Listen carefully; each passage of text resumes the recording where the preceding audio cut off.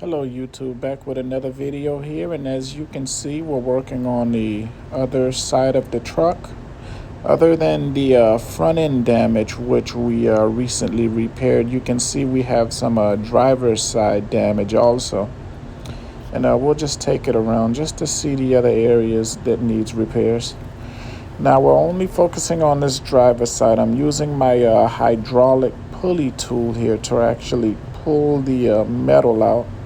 It's a real thin metal. I'd say it's about maybe 15 or 18 gauge. And with this tool here, it gives me the ability to manipulate the surfaces to kind of straighten them out a little. And as we come along, you can kind of see that the damage to the side here is real bad. So I'm still working with the hydraulic tool to manipulate the metal to the best of the abilities that I can to straighten it out to where somewhat it looks close to the other side that has no damages. But as you can see, we have a space here, and it's not only the door that is warped, but it's also the metal that's on the body of the car, which also has damages. And pretty much working with the tools that I have here, you can see I have a piece of wood and also a steel pole which I'm using to push that dented area out from the inward dent that it has. And you can see here we got things looking a little better.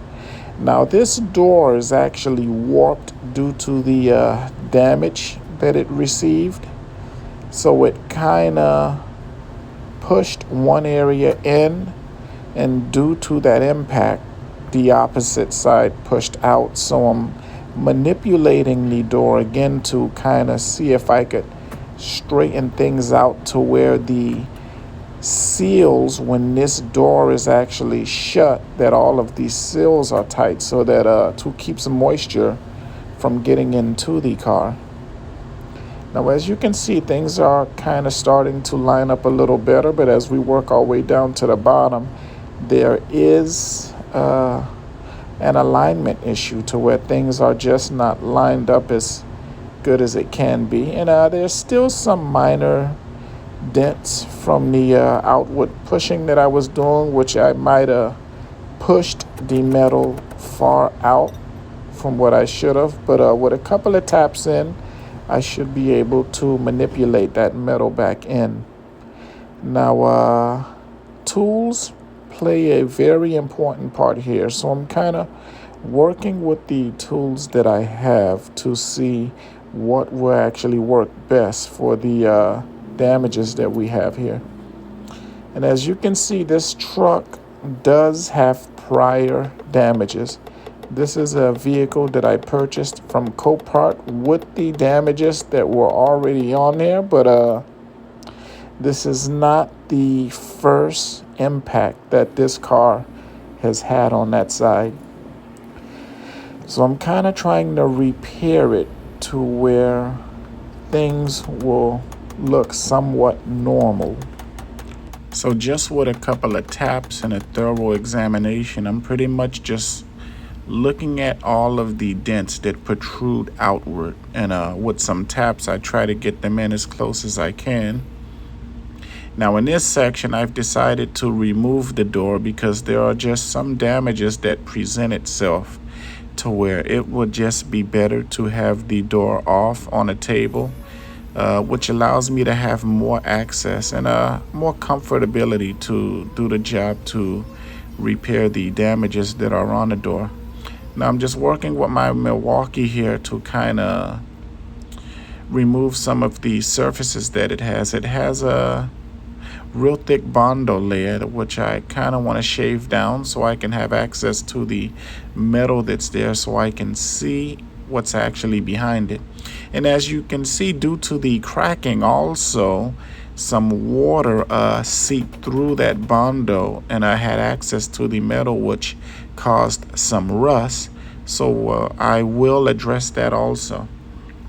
Now, the hand can be your best judge when it comes to some dents that just does not present itself with the eye. So I like to pass a hand and feel where some of the dents are, because sometimes you can't see them, but you sure can feel them. So again, with some manipulation of some taps, I'm just tapping certain areas which I feel that I could get as close as possible to how the surface should be.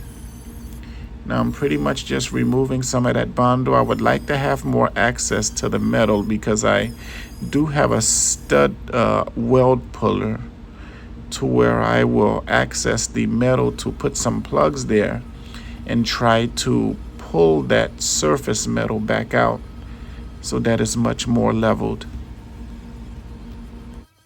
Now, there are still certain spots that I'm still grinding down because there's still some areas in this panel that requires a little bit more manipulation. So I want to get down to the metal because I have a stud welder where I want to do some pulls here because there's an inward dent on the panel here. And think about this thin metal, it's flexible. And as you will see, I will gradually pull the panel, but it kind of recoils and it settles back into how it was. And the only way I could think of to actually pull that metal out to get it to stay is to, I guess, heat the metal. But with the stud welder, I was able to manipulate it so that it did protrude out a little. Not as much as I would have liked it to. But that's where body filler comes into play. I pulled it out as much as I could, and then from that point, you will see me add some body filler, just a skim coat to kind of level off the surface. But still doing some pulling here, trying to pull it out as much as I can, but at the same time, I don't want to kind of damage or outward pull the metal far out than what I would want it to. But still working on the surface panel here. And the goal is to get it as close of a smooth surface that I can before I apply the body filler. Now I'm just removing the stud wells here. You want to gradually do this because you don't want to dig into the metal too much because you're just causing more damage. But just gradually grinding the areas where the studs were to get that metal to be smooth again. And I just assess the areas just to see where I need to apply a little bit more attention, whether it needs it here or there. And I'm kind of just going through all of these spots because there's a lot of high spots, but at the same time, there's a lot of low spots. And with the prior bondo being there, it kind of gives me a landmark. So I will not completely remove the bondo that is there because it's already settled. Pretty much just want to grind it to where all of these surfaces are symmetrical and smooth so that there's not too many outward or inward denting. So what I'm doing now with the orbital sander, I'm just gradually passing it through the whole area to smoothen out all of these surfaces together so that there's a combination of the metal, the paint, the body filler area to get it to be as smooth as possible. That way when I apply my other layer of body filler, I'll gradually pass the orbital sander again, and then I will have a much more better area to work with to smoothen out these surfaces where the dents are. So just gradually passing, and every once in a while I like to change the pad on the sander. I kind of give it a look to see if there's any buildup. At times I will just blow out the buildup if I feel the sandpaper is still good. But for the most, I would just change it. Now, as you can see here, I have a DeWalt orbital sander, but when it comes to sanding on the table, I come to find the Porter cable, it just fits much better in my hand. It's comfortable, it's much more controlling. It does what I want it to do. The DeWalt is much more aggressive, so it you need more arm power to kind of steer it and control it where you want it. Now we're working with the 3M body filler here. You can see this is the platinum filler. And I like this filler here. It's very forgiving, I would say. It's easy to sand, does not give me a hard time, and it actually sticks real good. So I'm gonna smoothen out all of these surfaces here, and then on top of what you see that I have here, we'll pretty much just grind those areas down. But before I do that, I still want to work on the metal a little. There's still some areas that are outward push that does require some attention to get those to kind of push back in. So before I apply that filler, you don't want those areas that are too far out, because as you start to grind them down, you get back to the metal again. So I would rather push them inward and apply the filler. That way I can smoothen out the surface that has the filler rather than to grind the metal. And that's the thing I don't want to do, is grind that metal down, because it's a certain gauge, and as we grind it down, that gauge decreases and the metal just thins and makes more room for warpage, and we don't want that. Now I'm kind of just mixing the body filler here with the hardener. Just slight passes and mixes. That's what I'm doing here. And I'm just skim coating it. I'm not the type that likes to build Bondo to form a shape. It's just skim coats. And I would gradually sand, I'd say about 50 to 70% of that body filler back out. But just pretty much going with my hand. And this is a 220 grit that I'm working with here. I'll just sand it down to as much as I can before I move on to the orbital sander, which will give me a much more precise sanding surface to where it's much smoother with probably a 400 grit. But just gradually going through everything here, trying to dig down on that body filler as much as I can before I proceed to the next step. Now, in most cases, it may require more than one pass of body filler. This is just one of the passes here. And then I'll just grind it down to where that I feel that the surface is symmetrical to how the metal surface is. And if it requires more, then I'll pass it through the lower spots that I feel that could use another skim coat. And then it's just pretty much repeating the process with the 220 grit, and then I'll go over it with a 400 grit just to make sure that the surface is nice and smooth. Now, as you can see here, we got a couple of high spots, low spots, and I like to do this because now I know which areas I actually have to tap in, because they're kind of protruding outward too much from where the body filler is. Now, after tapping those areas in, you always want to do another pass, because you may have tapped it in too far inward from what it should be. So just another skim coat and another pass with the sandpaper just to get those areas nice and smooth. And then pretty much just pass my sandpaper, and then wherever I see those metal spots, again, I know that I have to do a little more tapping to get those areas, those high areas, a little lower. That way the surface is much smoother. Now I'm going with the orbital sander here, since I'm getting closer to a much more smoother surface. And this helps because it's much more stable. Sanding with my hand, it's not as accurate as the sander, as long as you're not applying pressure to certain areas more than others. But I try to keep the same amount of pressure towards the whole surface of the areas where the body filler is. That way I don't dig into the body filler to create a low spot. And this is just a 400 grit, taking my time, evaluating the area as I'm passing the sander through, giving it a quick pass with my hand just to see how it feels, but I'm also watching it because sometimes your eyes can tell you some information as far as the detail that you see, where you need to do a bit more passing than others.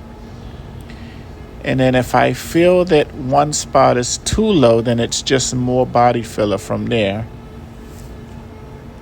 Now continuing on with the passes here, and just doing some light passes over the areas.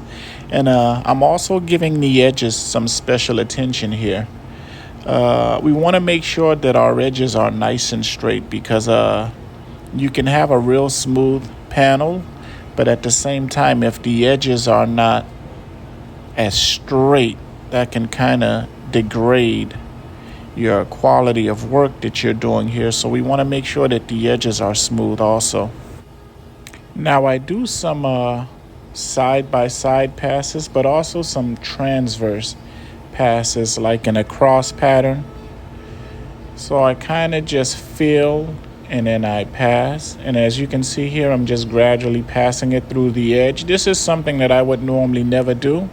I would normally rather do it with my hand, but there was just some build-up, some outward protrusion of that body filler, so I just wanted to knock that down.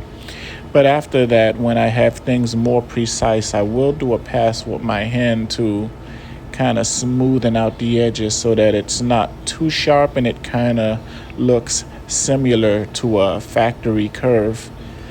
But just checking the edges, because your edges can be difficult portions at times, and that's where a lot of the warpage was on the panel. So I'm giving that some special attention just to make sure that the lines are straight.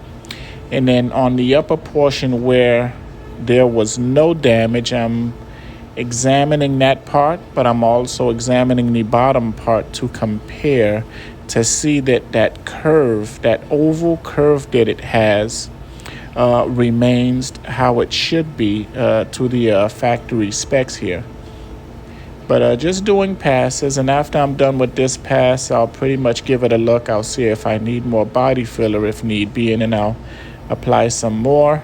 Block sanding is also a good choice with some guide coat, which we can use to make sure that the surface is precise so we don't miss those minor inward pushes that may be presented after the paint.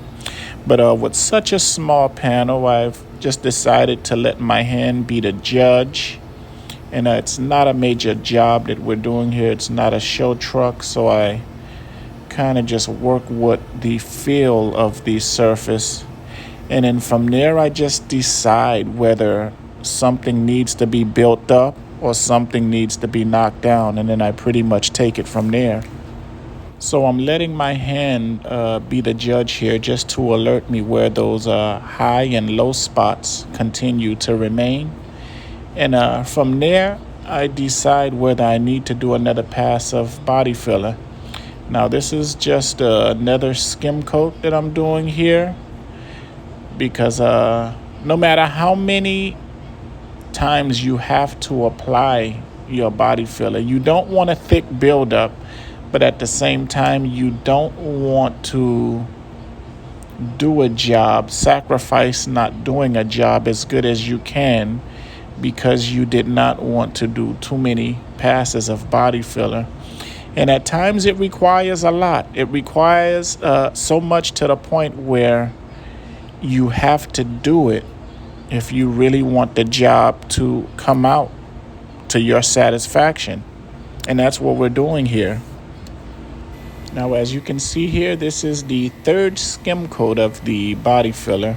And this is pretty much the confirmation pass. I'm using this pass as a pass to finalize the surfaces which I've added the body fill in, and I'm focusing on where these spots that require more detail, like the edges in this one particular area that still had an inward pull.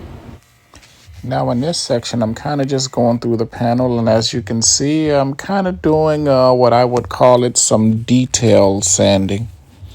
There's some areas like certain corners that I see require attention to where things are not leveled as smoothly as the rest of the panel here. So I'm kind of taking my time. I'm looking at all of the corners because sometimes it's in the small details that we miss that a great job turns out to be something not so great. So I want to make sure that I cover all of the areas here, all of the corners, even if they're corners that are covered by certain gaskets or seal areas that will be sealed off that would not really show. But we still do want to make sure that we address these areas. Now, as you can see, I got the window taped off here with some yellow tape. And I have to say the yellow tape plays a better role than the blue one, in which I find. The blue one does work, but I would not use it in areas where detailed painting is required, where you want a nice straight edge. I come to find that the blue tape peels off more than the yellow one does. But yeah, just checking all of the corners here, making sure that I have everything straight. But at the same time, I'm letting my hands be the judge, but also keeping a close eye on certain areas where I feel attention is needed.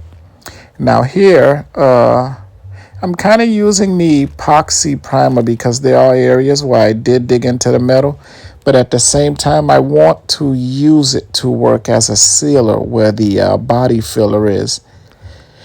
And the thing about body filler, I come to find that compared to a smooth metal surface, there's a lot of absorption because it's porous. So a lot of the materials that we apply over the body filler will be absorbed more than compared to what the metal surface is.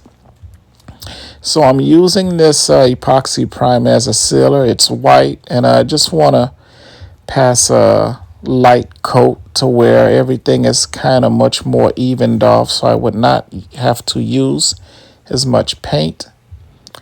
So we have our minitite 4 that we're working with today, and I like to check my filters, make sure everything is clean, my paint guns are clean, and that everything is set and ready to go before I start.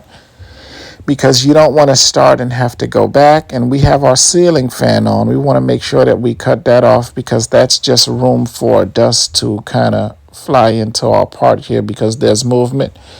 And when I'm painting, we want to make sure we have less movement around us, meaning that our surroundings, we don't want too many things going on.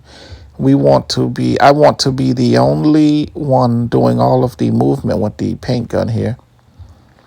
And it makes for less, dust travel and things like that. Bumping into things and fan moving, that just causes things to kind of fly around. But just blowing the area out, degreasing the area, and making sure everything is nice, smooth, ready to go. And as you can see, we have our 3M body filler there. And still just cleaning out the parts, examining everything, make sure I got my face mask on, and now I'm just testing my gun, making sure that I have a good, nice run with some good atomization there. And I'm just applying the epoxy primer, just a light coat, especially on the areas where the body filler is, just to kind of even things off so that everything matches. So when I do apply the paint, everything is fine. Now, as far as the epoxy primer goes, I come to see that it requires more time to dry. So what I actually did here, I laid my epoxy primer and I went back to painting the next day. I wanted to give it a whole day before I actually applied the paint. And as you can see here with the primer also, which I'm using as a sealer so that there's not too much differentiations between the paint and the areas where the body filler is compared to where there is no body filler. You can clearly see that there's a pattern going on there from the sanding, which created some sort of streaks because that body filler is porous, so it absorbed most of the primer that I laid down.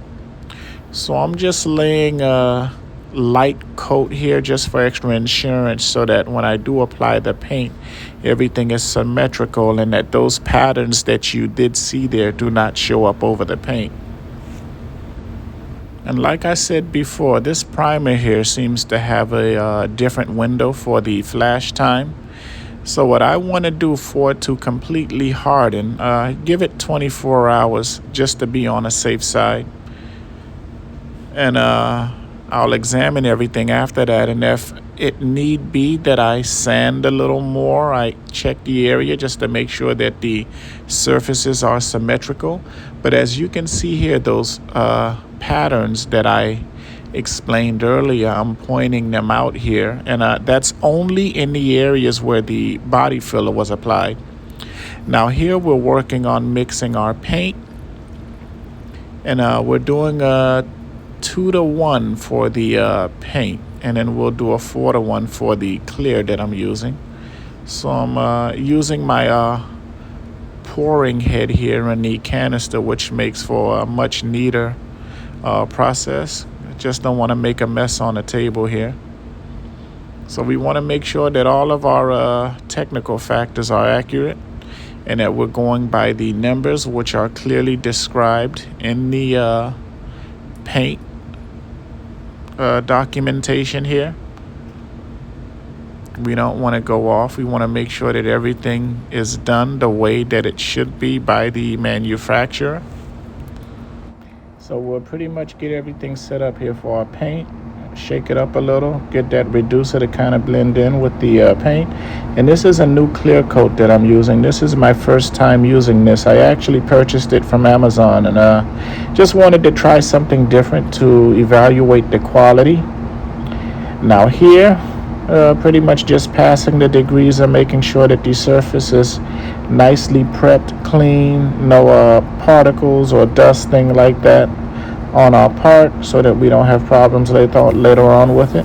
Checking all of the edges, seeing to it that the tape is still adhering to the part as it should be, so that paint does not get in between those little cracks.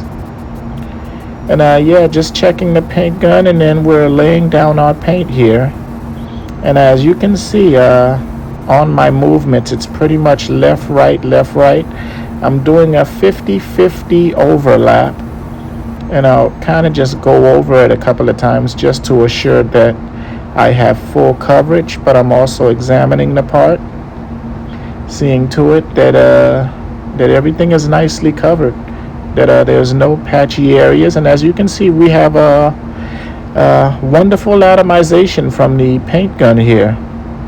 The part looks real nice, and we'll just spray that clear coat over. We'll see how it comes out here. And like I said, this is my first time trying this clear coat. And what I have to say about this compared to the Autobahn, the Autobahn clear is less forgiving. This here has a shorter flash time.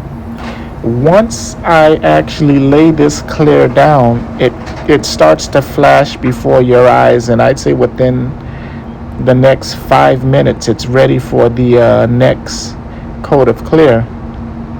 So I pretty much gave it two coats of clear here, and in between each coat I let it flash for 5 minutes.